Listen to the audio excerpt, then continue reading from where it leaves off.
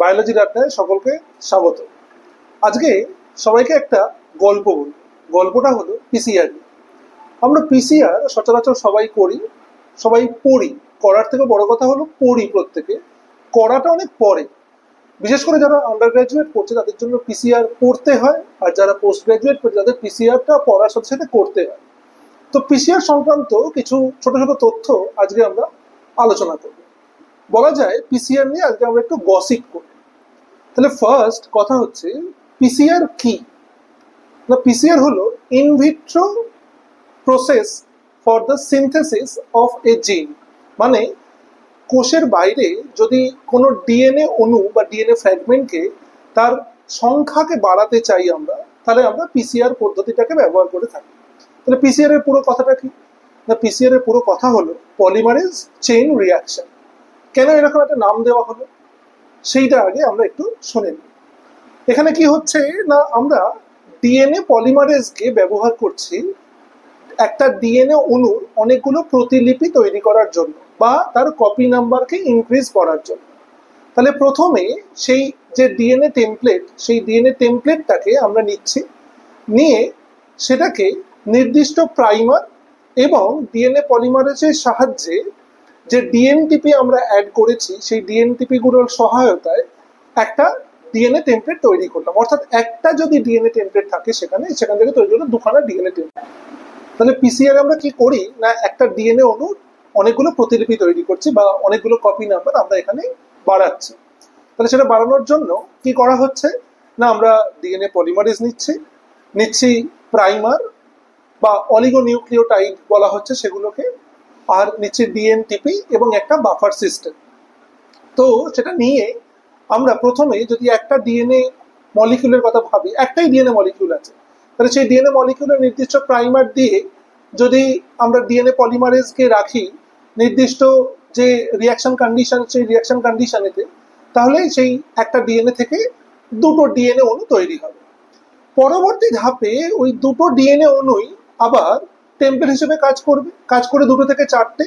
তাহলে এখানে প্রথম ধাপে উৎপন্ন যে পদার্থটা আমরা পেলাম, অর্থাৎ প্রথম ধাপে উৎপন্ন যে ডিএনএ মলিকিউলগুলো পেলাম, সেই ডিএনএ মলিকিউলগুলোই পরবর্তী ধাপেতে কি হচ্ছে না, পরবর্তী ধাপে টেমপ্লেট হিসেবে কাজ করছে এবং এইটা কন্টিনিউয়াসলি চলছে 30 বা 35 সাইকেল পর্যন্ত। মানে 35 বার এই একই রকম ঘটনা পুনরাবৃত্তি ঘটবে, অর্থাৎ একটা চেইন রিয়াকশন ঘটছে। তাহলে চেইন রিয়াকশনটা কিরকম না, chain reaction of A polymerase reaction. তাহলে পলিমারাইজেশন রিয়াকশনটাই বারবার পুনরাবৃত্তি ঘটছে, তাই এই প্রসেসটার নাম হলো পলিমারেজ চেইন রিয়াকশন। মানে পলিমারাইজেশনের চেইন রিয়াকশন হচ্ছে, সেই জন্য এই রিয়াকশনটার নাম দেওয়া হয়েছে পলিমারেজ চেইন রিয়াকশন। তাহলে পিসিআর হলো একটা in vitro process of synthesis of A DNA fragment, যেটাকে আমরা খুব কম সময়ের মধ্যে একটা ডিএনএ অনেকগুলো প্রতিলিপি বা অনেকগুলো কপি নাম্বার তৈরি করে ফেললাম। ঠিক আছে, এরপরে আসি এই পলিমারেজ চেইন রিয়াকশনে কি কি জিনিসপত্র আমার লাগবে। তাহলে পলিমারেজ চেইন রিয়াকশন আর যেটা কোষের মধ্যে ঘটছে ইন ভিভো প্রসেসে ডিএনএ রেপ্লিকেশনের মধ্যে পার্থক্যটা কি? ফার্স্ট পার্থক্য হলো একটা ইন ভিট্রো প্রসেস, একটা ইন ভিভো প্রসেস, এটা সবাই জানে। দ্বিতীয় কি না, আমরা যদি ডিএনএ রেপ্লিকেশনের কথা ভাবি, সেই ডিএনএ রেপ্লিকেশনে কি হচ্ছে না, ফার্স্ট ডিএনএ মলিকিউল আসছে, ডিএনএ মলিকিউল আসার পর সেখানে ডিএনএ মলিকিউলকে স্ট্র্যান্ড সেপারেট করতে হবে। ডিএনএ মলিকিউলের স্ট্র্যান্ড সেপারেট না হলে সেই যে বেস পেয়ারগুলো আছে সেই বেসগুলোকে আমরা দেখতে পাবো না বা আমাদের এনজাইম দেখতে পাবে না। যদি দেখতে না পায় তাহলে ডিএনএ রেপ্লিকেশনের কোনো সম্ভাবনা নেই। তাহলে প্রথম ধাপই হচ্ছে ডিএনএ রেপ্লিকেশনের যে ডিএনএর যে ডাবল স্ট্র্যান্ডেড কনফার্মেশন সেটাকে মেল্ট করা বা ডিনেচার করা। তাহলে এখানে যদি ইন ভিভো প্রসেস হয়, মানে কোষের মধ্যে যে ঘটনাটা ঘটছে ডিএনএ রেপ্লিকেশন, সেখানে আমার হেলিকেজ বলে একটা এনজাইম আছে যে ডিএনএ স্ট্র্যান্ড সেপারেট করে দিচ্ছে। তারপর সেই সিঙ্গেল স্ট্র্যান্ডের যে কনফার্মেশন তৈরি হলো সেটাকে স্টেবিলাইজ করছে ডিএনএ এ প্রোটিন। তারপরে আসছে আমার প্রাইমেজ এসে প্রাইমার তৈরি করে দিচ্ছে, যেটা আরএনএ প্রাইমার।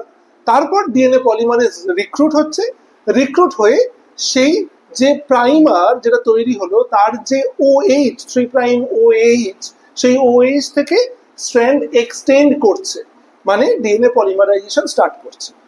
এবার যদি আমরা ইন ভিট্রো প্রসেস ভাবি, সেখানে হেলিকেজ নেই।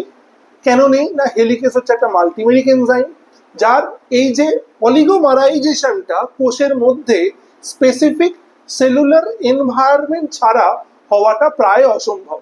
তাই ইন ভিট্রো প্রসেসে আমরা কখনোই হেলিকেজের যে অলিগোমারাইজেশন সেই অলিগোমারাইজেশনটা করতে পারবো না। সেই কারণে আমরা হেলিকেজকে ব্যবহার করতে পারবো না। এবার হেলিকেজকে যদি ব্যবহার করতে না পারি তাহলে ডিএনএ স্ট্র্যান্ড সেপারেট হবে কি করে? সেই কারণেই ডিএনএ স্ট্র্যান্ড সেপারেট করবার জন্য আমরা ইন ভিট্রো প্রসেসে যেটা ব্যবহার করি সেটা হলো হিট। হিট দিলেও কিন্তু ডিএনএ ডিনেচার করবে, অর্থাৎ দুটো স্ট্র্যান্ড সেপারেট হয়ে যাবে। তাহলে প্রশ্ন হচ্ছে যে যদি আমরা হিট দিয়ে ডিএনএ সেপারেট করি এবং এই যে সিঙ্গেল স্ট্যান্ডার্ড কনফার্মেশন সেটাকে যদি মেনটেন করতে হয়, তাহলে কিন্তু আমার এই পলিমারাইজেশন রিয়াকশনটা সবসময় কি করতে হবে না, ওই হিটেড কন্ডিশনে করতে হবে। কিন্তু আমরা কোষের মধ্যে কি পড়েছি, যে ডিএনএ পলিমারেজ আছে সেই ডিএনএ পলিমারেজটা কিন্তু আমার হিট ল্যাবাইল, অর্থাৎ হিট দিলে সেটা নষ্ট হয়ে যাবে।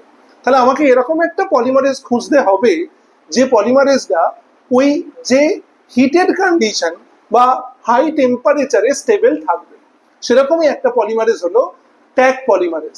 ট্যাগ পলিমারেজ কি না, থার্মাস অ্যাকোয়াটিকাস বলে একটা থার্মোফিলিক আর্কি আছে। সেই থার্মোফিলিক আর্কি মানে সেই আর্কিটা আমার হাই টেম্পারেচারে গ্রো করতে পারে, অর্থাৎ তার সেল ডিভিশন সেই হাই টেম্পারেচারে হচ্ছে। তাহলে যদি তার সেল রেপ্লিকেশন হাই টেম্পারেচারে হয়, তাহলে তার যে এনজাইমটা সেটা হিট সেন্সিটিভ নয়, হিট রেজিস্ট্যান্ট। তাহলে সেই এনজাইমটাকে যদি আমরা এখানে ব্যবহার করি, তাহলে সে কিন্তু আমার ডিএনএ রেপ্লিকেশন করবে এই আলট্রা হাই টেম্পারেচারে বা হাই টেম্পারেচারে। তাহলে আমরা সেই পার্টিকুলার ব্যাকটেরিয়াটা থেকে আর্কিয়াটা থেকে আমরা এই পার্টিকুলার এনজাইমটা আইসোলেট করেছি এবং সেটাকে আমরা ব্যবহার করছি ইন ভিট্রো প্রসেসে ডিএনএ কে রেপ্লিকেট করবার জন্য। আর কি লাগবে না, আর লাগবে একটা আমার অলিগোনিউক্লিওটাইড প্রাইমার। এখানে আমরা প্রাইমেজকে ব্যবহার করব না। প্রাইমেজকে কেন ব্যবহার করতে পারবো না? না, প্রাইমেজ জেনারেলি একটা nature of RNA polymerase enzyme. তাহলে যদি সেটা আরএনএ পলিমারেজ এনজাইম হয়, তাহলে যখন রেপ্লিকেশন হচ্ছে সে তৈরি করে দিচ্ছে আরএনএ প্রাইমার। তার মানে যে অলিগোনিউক্লিওটাইড তৈরি হচ্ছে সেলের মধ্যে during the process of replication, সেটা কিন্তু আরএনএ ইন নেচার। দেখা যায় যে after the completion of the DNA replication সেই আরএনএ প্রাইমার গুলো কিন্তু রিমুভ হয়ে যায়। কি দিয়ে রিমুভ হয় না, আরএনএজ এইচ এনজাইমের প্রভাবে সেই পার্টিকুলার আরএনএ প্রাইমার গুলো রিমুভ হয়ে যায়। তারপর ডিএনএ পল 1 সেই জায়গায় রিক্রুটেড হয়ে সেই গ্যাপটা ফিল আপ করে। কিন্তু আমাদের ইন ভিট্রো প্রসেসে এই নতুন করে অন্য ধরনের ডিএনএ পলিমারেজ রিক্রুট হবার কোনো সম্ভাবনা নেই। যেহেতু ডিএনএ পল 1 এর নতুন করে কোনো রিক্রুট হবার সম্ভাবনা নেই ইন ভিট্রো প্রসেস অবশ্যই, সেই কারণে এই এনজাইম সুইচিং ব্যাপারটা কিন্তু এখানে ঘটে না। তাই প্রথম থেকেই আমাকে এমন জিনিস ব্যবহার করতে হবে যেটা ডিএনএ ইন নেচার।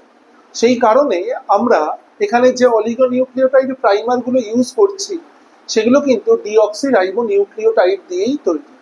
কারণ after the completion of the PCR reaction এখানে আলাদা করে আর কোনো এনজাইম রিক্রুট করার ঘটনা ঘটানোর প্রয়োজন নেই, যাতে আমরা end of the PCR reaction যাতে আমরা ইনট্যাক্ট ডিএনএ পাই।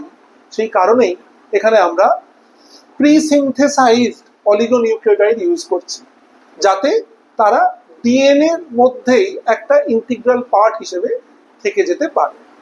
তাহলে কি কি লাগছে আমরা প্রথম থেকে একবার ভেবে নিই।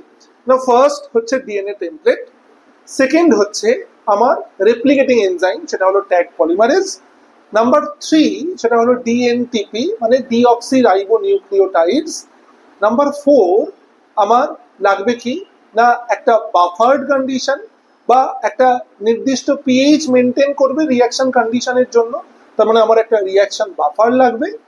আর কি লাগবে না, আমার এখানে উৎসেচক বা এনজাইমটা হলো ট্যাগ পলিমারেজ, তাহলে তার অ্যাক্টিভেটর বা তার কোফ্যাক্টরকে আমার এখানে কিন্তু অ্যাড করতে হবে, যেটা হলো ম্যাগনেসিয়াম 2+ আয়ন।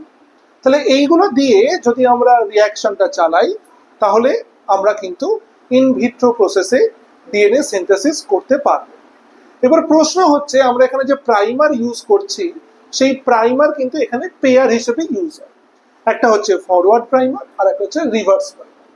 এবার প্রশ্ন হলো ফরওয়ার্ড প্রাইমার কাকে বলে আর রিভার্স প্রাইমার কাকে বলে? না, এটা খুব সিম্পল আনসার প্রত্যেক ছাত্রছাত্রী দেয়, আমি হয়তো দিতাম। সেটা হলো যে যে প্রাইমারটা 5 prime to 3 prime direction synthesis করবে সেটাই হচ্ছে ফরওয়ার্ড প্রাইমার, আর যেটা উল্টো দিকে করবে সেটা রিভার্স প্রাইমার। তাহলে ভালো করে ভেবে যদি আমরা দেখি যা ডিএনএ বা আরএনএ যে রেপ্লিকেশন এবং ট্রান্সক্রিপশন হয় সেগুলো কিন্তু সবসময় 5 প্রাইম টু 3 প্রাইম ডাইরেকশনেই হবে। সেটা ফরওয়ার্ড প্রাইমার হোক, রিভার্স প্রাইমার হোক, বা আরএনএ সিনথেসিসের সময় আরএনএ পলিমারেজের ডিরেকশন অফ সিনথেসিস, সবকিছুই কিন্তু 5 প্রাইম টু 3 প্রাইম ডাইরেকশনে হবে। তাহলে ফরওয়ার্ড প্রাইমারও 5 প্রাইম টু 3 প্রাইম ডাইরেকশনে সিনথেসিস করবে, রিভার্স প্রাইমারও তাই করবে। তাহলে এবার প্রশ্ন আবার জটিল হয়ে গেল। জটিলতাটা কি? তাহলে ফরওয়ার্ড প্রাইমার কাকে বলে আর রিভার্স প্রাইমার কাকে বলে? তাহলে আমরা এই ডাইরেকশন অফ সিনথেসিস দিয়ে ফরওয়ার্ড আর রিভার্স প্রাইমারকে কিন্তু আলাদা করতে পারবো না। আলাদা করতে হবে তারা কিভাবে ডিএনএ স্ট্র্যান্ডে বাইন্ড করছে এবং কোন ডিএনএ স্ট্র্যান্ডে তারা বাইন্ড করছে। যদি আমরা ভালোভাবে ডিএনএ স্ট্রাকচারটা পড়ে থাকি তাহলে ডিএনএর যে দুটো স্ট্র্যান্ড সেই দুটো স্ট্র্যান্ডকে বলা হয়, একটাকে প্লাস স্ট্র্যান্ড আর একটাকে বলা হয় মাইনাস স্ট্র্যান্ড।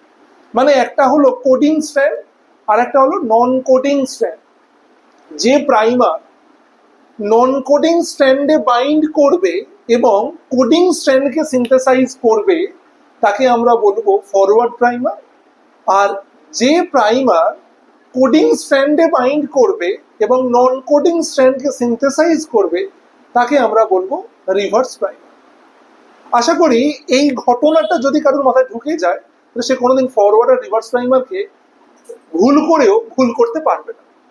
তাহলে যে প্রাইমার আমার কোডিং স্ট্র্যান্ডকে সিনথেসাইজ করবে that is known as the forward primer, and the primer that is responsible to synthesize the non coding strand that is known as the reverse primer.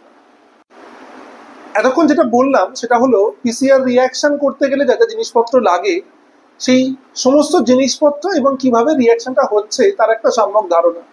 এখন উল্টো দিক থেকে প্রশ্ন আসতে পারে, বুঝিয়ে তো দিলেন স্যার কিন্তু বোর্ডে তো কিছু লিখলেন না। হ্যাঁ, বোর্ডে লিখবো, পরের ভিডিওতে আমরা বোর্ডে লিখবো যে পিসিআর রিয়াকশন কিভাবে চলে এবং পিসিআর রিয়াকশনের পর জেল না চালিয়ে আমরা পিসিআর প্রোডাক্টকে কিভাবে বুঝবো যে সেখানে অ্যামপ্লিফিকেশন হয়েছে না হয়নি, বা কি কি মেথড আছে যে মেথডগুলো দেখে আমরা বুঝতে পারবো যে পিসিআর এর পর আদৌ কোনো ডিএনএ সিনথেসিস হলো না হলো না। ঠিক আছে, দেখা হবে আমাদের পরের ভিডিও।